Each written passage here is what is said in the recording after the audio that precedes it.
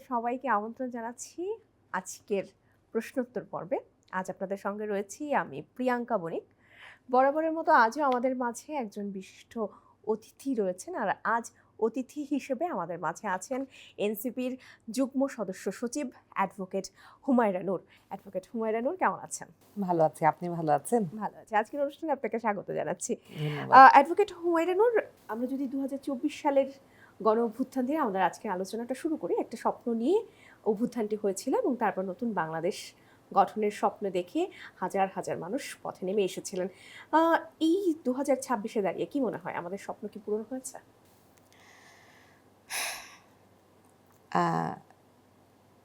একটা জুলাইতে আমরা অনেকগুলো ভাই বোনের তাজা প্রাণের বিনিময়ে অনেকগুলো মানুষের জীবনের অনেক গুরুত্বপূর্ণ স্মৃতি, তাদের শরীরের গুরুত্বপূর্ণ অঙ্গহানির বিনিময়ে অনেকগুলো মানুষের প্রতিবাদের মুখে একটা স্বৈরাচারী সরকারের পতন হয়েছে।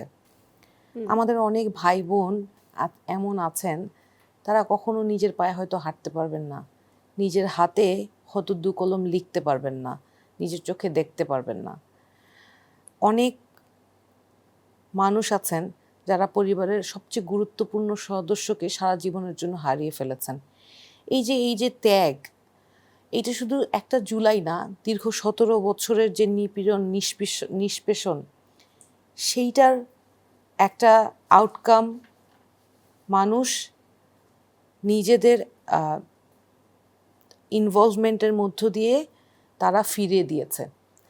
ওই যে যেই সরকার ছিল, তারা তো ভেবেছিল যে আজীবন মানুষকে এভাবে নিষ্পেষণ করবে এবং কখনোই তাদেরকে কেউ ক্ষমতাচ্যুত করতে পারবে না, কিন্তু সিদ্ধান্তটা শেষ পর্যন্ত মানুষ নিয়েছে ছাত্র জনতার সাথে রাজপথে নেমে এসে।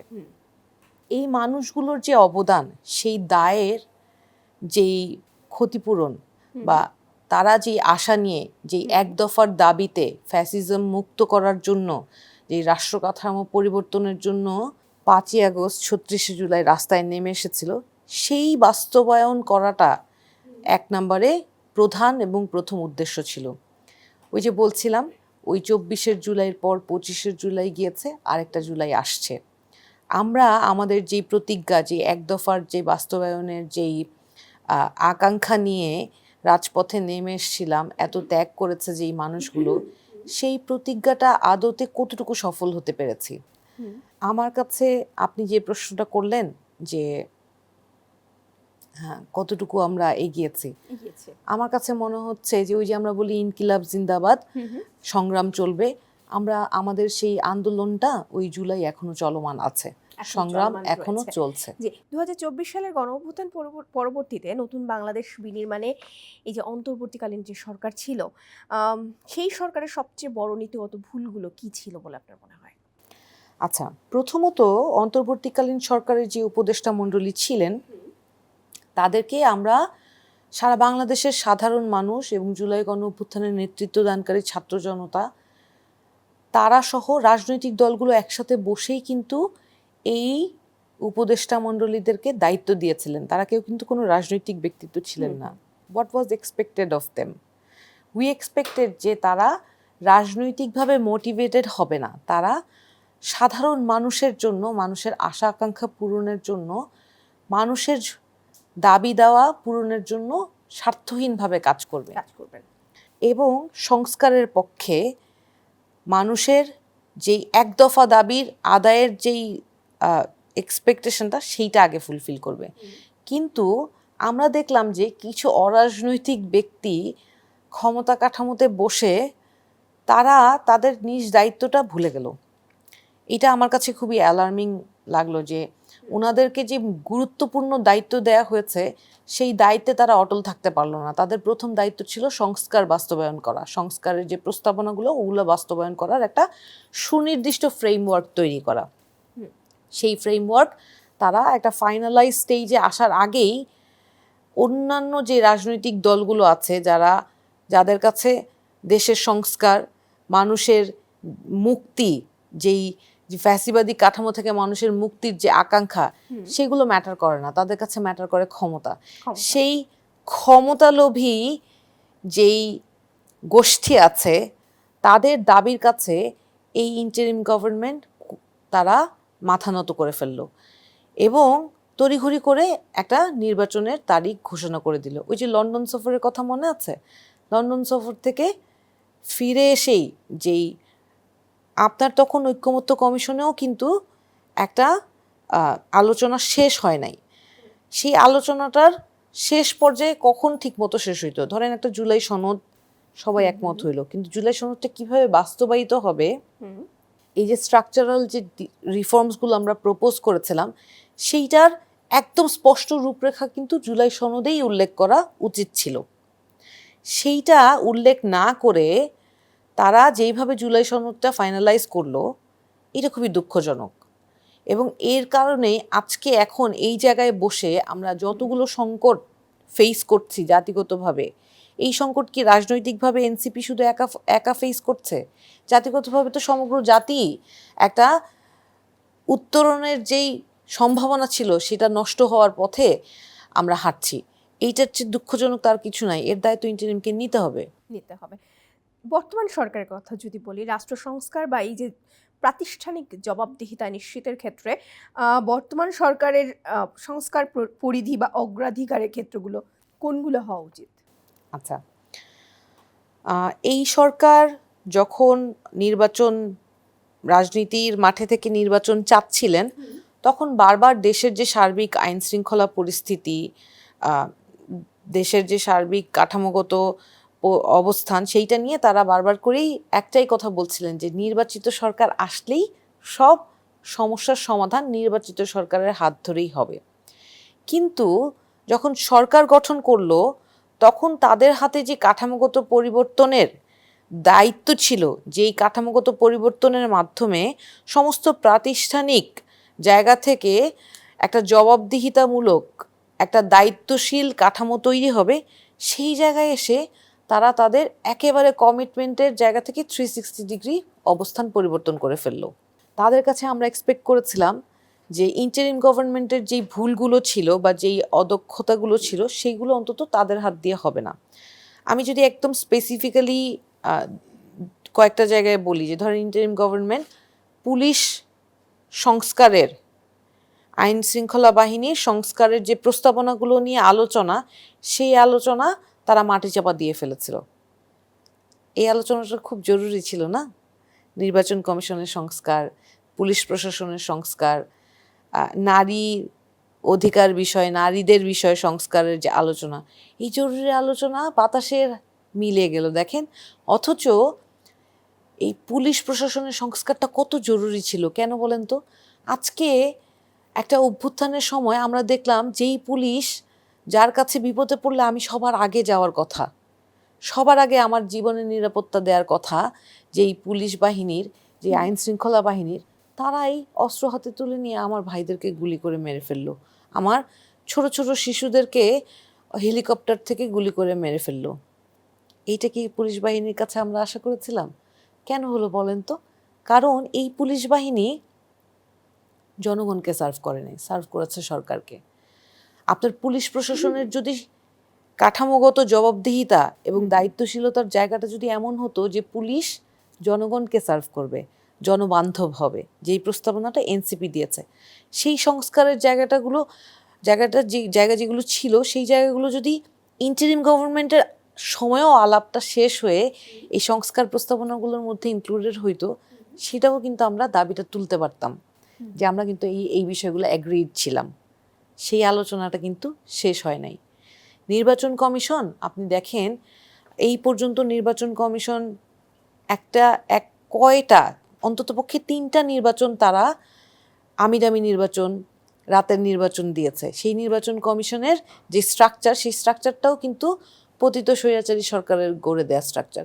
সেই স্ট্রাকচারাল চেঞ্জের আলোচনাটা ইন্টারিম গভর্নমেন্ট করে নাই। তো আমরা যেটা বলতে চাচ্ছিলাম যে এই যে নতুন সরকারের কাছে আমাদের প্রত্যাশা কি, নতুন সরকারের সমালোচনা করাই কিন্তু আমাদের উদ্দেশ্য না, সরকারকে সহযোগিতা করাটা হচ্ছে আমাদের 1 নম্বরের উদ্দেশ্য। আচ্ছা, এখন আপনি বলবেন যে আপনারা তো বিরোধী দল, আপনারা কেন সরকারকে সহযোগিতা করবেন? নিজের স্বার্থে করব, জনগণের স্বার্থে করব। কারণ আমাদের স্বার্থ হচ্ছে জনগণকে সার্ভ করা, জনগণের দাবি আদায় করার জন্যই আমরা রাজনীতির মাঠে নেমেছি। এই যে আপনার এখানে আজকে কথা বলতে আসার আগে বিভিন্ন পেশাগত কাজ ফেলে এসে নানান বকা খাচ্ছিলাম, কিন্তু দেখছিলেন কথা শুরু করার আগে। কিন্তু এই যে নিজের ব্যক্তিগত জীবন, পেশা জীবনের পাশাপাশি রাজনীতির জীবনটা যে বেছে নিয়েছি, সেইটা মানুষের প্রতি দায় থেকে বেছে নেওয়া। এই দায় আদায় করতে হলে সরকারকে আমার সমালোচনাও করতে হবে, সহযোগিতাও করতে হবে, কারণ এই সরকারের হাত দিয়েই আমাকে মানুষের দাবিগুলো আদায় করে নিতে হবে।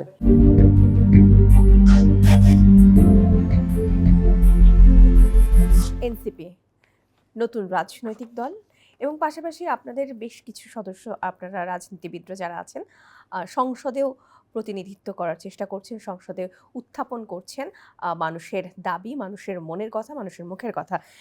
নতুন রাজনৈতিক দল হিসেবে বাংলাদেশে প্রচলিত অর্থনৈতিক এবং রাজনৈতিক নীতিতে আপনারা ঠিক কোন ধরনের মৌলিক পরিবর্তনগুলো আনতে চান? আচ্ছা, প্রথমত বাংলাদেশে এই পর্যন্ত বিভিন্ন রাজনৈতিক ধারা বিদ্যমান ছিল। অনেকে মধ্যপন্থার রাজনৈতিক দল বললেও দেখা গেছে তারা ডানপন্থার রাজনীতিটাই বেশি করেন। আপনি জিজ্ঞেস করলে তারা বলতে পারবে না যে ঠিক কোন জায়গায় তারা মধ্যপন্থা। বামপন্থার রাজনৈতিক দলগুলোরও একটা নির্দিষ্ট আদর্শ এবং নীতি আছে, কিন্তু সাধারণের জন্য আমরা এমন একটা রাজনীতি উপহার দিতে চাই যেখানে আমরা ডানপন্থা এবং বামপন্থা সকল মতবাদের মানুষকে একসাথে ধারণ করব।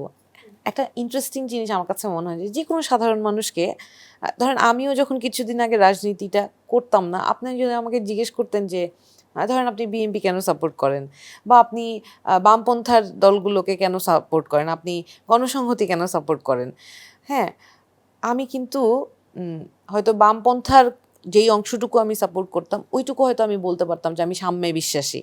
কিন্তু যদি আমাকে জিজ্ঞেস করতেন বিএনপিকে আপনি কেন ভোট দিলেন, আমি কিন্তু বলতে পারতাম না। আমাকে হয়তো বলতে হতো যে আমার পারিবারিক লিগেসি, আমার ফ্যামিলিতে সবাই বিএনপি করতো, এই জন্য আমি বিএনপিতে ভোট দিয়েছি। কিন্তু আদর্শগত জায়গাটা সাধারণের কাছে ক্লিয়ার না। সাধারণ মানুষ ওই যে প্রতীক দেখে, দল দেখে ভোটটা দেয়। ওই কনসেপশনটা ভেঙে দিতে, ওই জায়গাটা আমরা ভেঙে দিব। আমরা সব রকম মানুষকে ধারণ করব। হ্যাঁ, মানুষের কিছু অভিযোগ আছে, কষ্ট আছে আমাদের উপর, যে আমরা কেন একটা ফার রাইট একটা পার্টির সাথে অ্যালায়েন্স করে নির্বাচনে অংশগ্রহণ করলাম। অনেকবার বলেছি অনেক জায়গায়, একটাই কারণ, ওই যে এক দফার যে ঘোষণাটা দিয়েছিল নাহিদ ইসলাম, যে ফ্যাসিস্ট কাঠামোর পরিবর্তন করতে হবে, ফ্যাসিস্ট মুক্ত বাংলাদেশ গড়তে হবে। সেই ফ্যাসিজম মুক্ত করার যেই প্রতিজ্ঞাগুলো, যেই কাঠামোগত পরিবর্তনের প্রয়োজন এবং বাংলাদেশের সার্বভৌমত্ব রক্ষা করার জন্য আমাদের যে সংগ্রামটা আমরা করার প্রক্রিয়ায় আছি, সেই প্রক্রিয়ায় আমাদের সঙ্গী যে প্রয়োজন, সেই সঙ্গীদের নিয়েই 11 দলীয় জোট গঠিত হয়েছে। এই জোটটা বিএনপির সাথেও হতে পারত, কিন্তু আজকে এই যে ক্ষমতাসীন দলের সংস্কার বিরোধী অবস্থান দেখে এখন নিশ্চয়ই অন্তত জাতি আমাদের ক্ষমা করতে পারবে, জাতি হয়তো বুঝতে পারবে। ওই মুহূর্তে আমরা আমাদের রাজনৈতিক যে প্রতিজ্ঞা, যে কমিটমেন্ট, যে মানুষের জন্য একটা নতুন বাংলাদেশ উপহার দিব, যেখানে ফ্যাসিস্ট কাঠামো থাকবে না, যেখানে রাষ্ট্রীয় সমস্ত প্রতিষ্ঠান স্বাধীনভাবে মানুষের জন্য কাজ করবে, মানুষের জন্য তারা জবাবদিহিতামূলক আচরণ করবে, তারা সরকারের আজ্ঞাবহ হবে না, আজ্ঞাবহ হবে মানুষের। গণপ্রজাতন্ত্রী বাংলাদেশের সিদ্ধান্ত নির্ধারণকারী হবে বাংলাদেশের জনগণ, সরকার না। ওই জায়গাটায় পৌঁছাতে হলে সমগ্র বাংলাদেশের মানুষকে প্রয়োজন। তো আমরা এখন এই নির্বাচন পরবর্তী সরকারের নানান অবস্থানের কারণে স্বাভাবিকভাবে মানুষের সেই সাড়াটা কিন্তু আমরা পাচ্ছি। মানুষ আমাদের সাথে, আমাদের অবস্থানের সাথে তারা নিজেদেরকে রিলেট করতে পারছে। জি, একটা প্রশ্ন 24 নিয়ে এখনো মানুষের মনে বেশ ঘুরপাক খায়, সেটি হচ্ছে ডক্টর মোহাম্মদ ইউনূসের বলা একটা কথা যে এটা একটা মেটিকুলাস ডিজাইন ছিল 2024। এই 2026-এ দাঁড়িয়ে আপনি কি বলবেন, সত্যি কি এটা একটা মেটিকুলাস ডিজাইন ছিল, নাকি এটা প্রয়োজনীয় ছিল এবং অত্যাবশ্যক ছিল? আচ্ছা, উনি এই শব্দটা ঠিক এভাবে বলেননি, যেভাবে একটা নির্দিষ্ট গোষ্ঠী, পলাতক শক্তি, তারা এই শব্দটাকে এইভাবে ডিজাইন করে বলতে চায় যে এটা ম্যাটিকুলাসলি ডিজাইন। উনি এইভাবে বলেনি নাই কথাটা। উনি জিনিসটা ওই সময় একটা প্রোগ্রামে জনাব মাহফুজ আলমকে পরিচয় করিয়ে দিয়েছিলেন Introduce যে করার সময়, জি। উনি এই এই যে এই অভ্যুত্থানের নেতৃত্ব এবং এই অভ্যুত্থানের মাস্টার মাইন্ড হিসেবে ওনাকে পরিচয় করিয়ে দিয়েছিলেন। কিন্তু এটা ম্যাটিকুলাসলি ডিজাইনড, এইভাবে যেটা উনি বলেছেন জিনিসটা উনি এভাবে মিন করে নাই। ইংরেজি শব্দ শুনতে আপনাকে মনে হবে যে এটা একটা ষড়যন্ত্র, but it was not at all like that.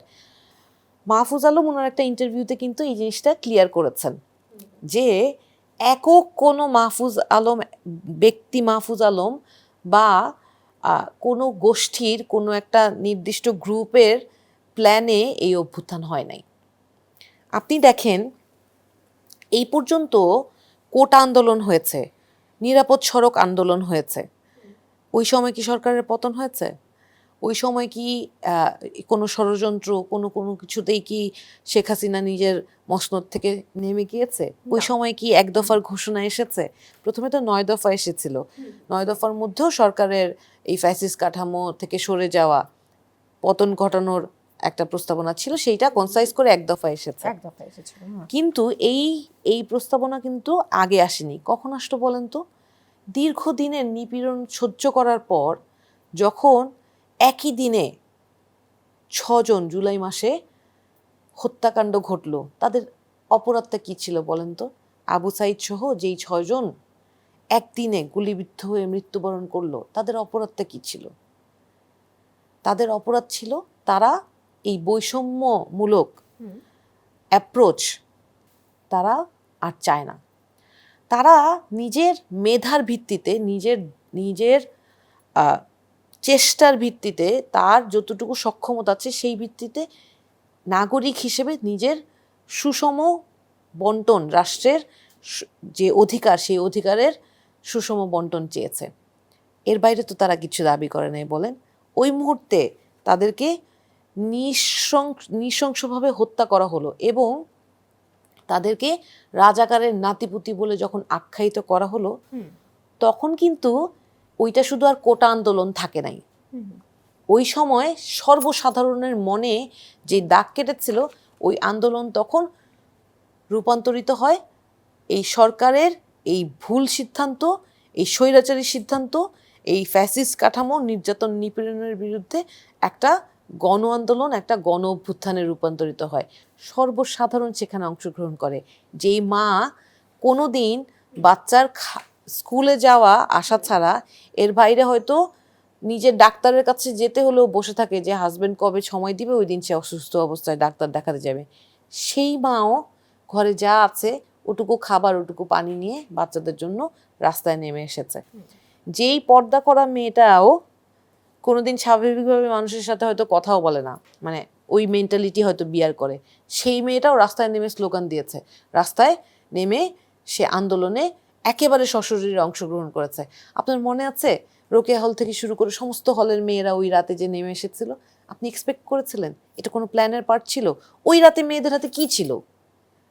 থালা বাটি নিয়ে তারা হল থেকে হলের গেট ভেঙে, তালা ভেঙে তারা হল থেকে বের হয়ে এসেছিল। It was never planned, it was never planned. এইটা যদি কেউ বলে যে হ্যাঁ একটা সময় সমন্বয়করা তারা যে যার জায়গায় দায়িত্ব বন্টন করে নিয়ে নিজেদের মধ্যে সমন্বয় করার জন্য ইন্টারনেট বন্ধ করে দিয়েছে, এবং সারা দেশে এরকম একটা আন্দোলন করতে হলে তারা সবাই মিলে একটা যোগাযোগ মেনটেন করা, এই আন্দোলনটাকে সারা বাংলাদেশে এই আন্দোলন যে যার জায়গা থেকে আলাদা আলাদাভাবে শুরু করেছেন, নিজের জায়গা থেকে, কেউ কাউকে বলেও নাই, কারোর সাথে যোগাযোগও করে নাই। সেই আন্দোলনটাকে সমন্বয় করার জন্য তখন ওই যে একটা সমন্বয় কমিটি করা হয়। আমি যদি একটু এনসিপির নীতিগত আদর্শের দিকে আমরা যদি আসি, তরুণ সমাজকে নিয়ে এনসিপি কি ভাবছে, তাদের দুঃখ করা, তাদের পুরো বিশ্বের মানে, তাদের শিক্ষার মানটা গড়ে তোলা, সব কিছু মিলিয়ে এনসিপি কি চিন্তা করছে? আচ্ছা, আমরা তো বেসিক্যালি একটা তরুণ দের সমন্বয়ে গঠিত রাজনৈতিক দল।